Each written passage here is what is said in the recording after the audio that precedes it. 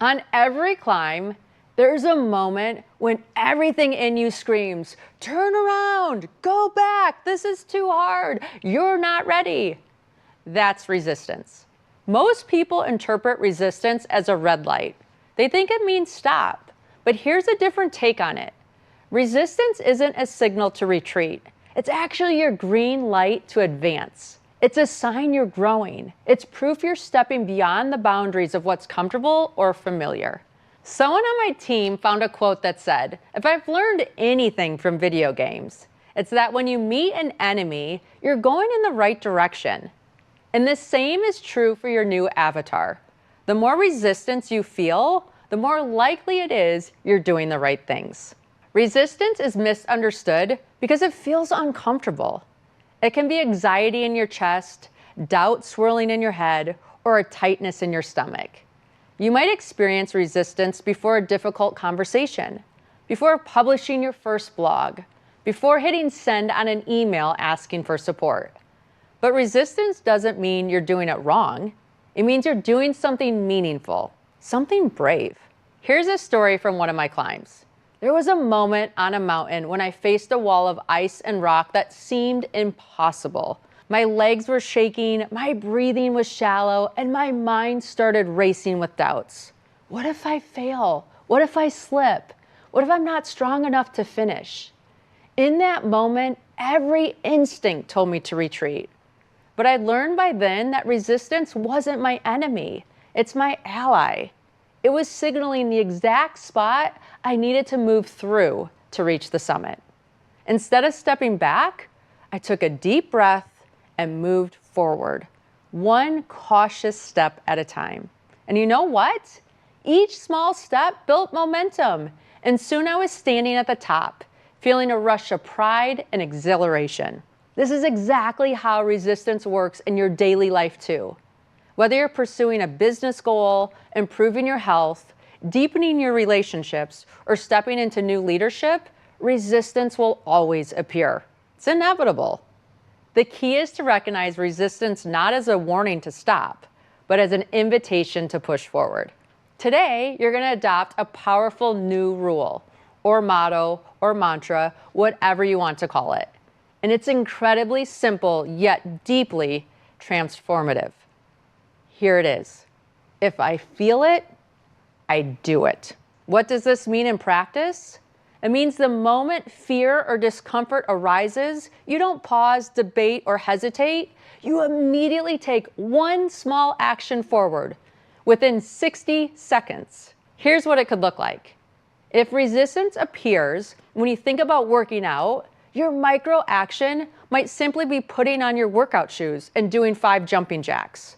If fear comes up when you consider reaching out to a potential client or mentor, your micro action could be drafting and sending just one sentence of the email. If discomfort arises when you're preparing for a difficult conversation, your micro action might be sending a quick text saying, hey, can we chat later? Notice that none of these micro actions are large or overwhelming. They're intentionally tiny. That's the secret to overcoming resistance. Make the next step so small you can't fail. And when resistance appears, our brain naturally wants to avoid discomfort.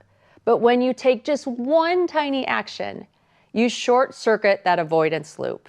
You teach your nervous system something powerful. When I feel fear, I move forward. And here's the crucial next step. Celebration. This might sound trivial, but it's essential.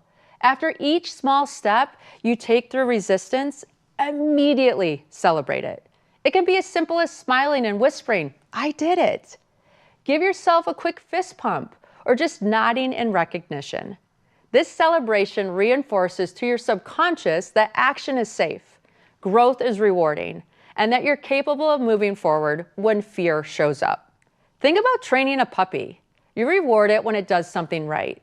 Your brain is no different.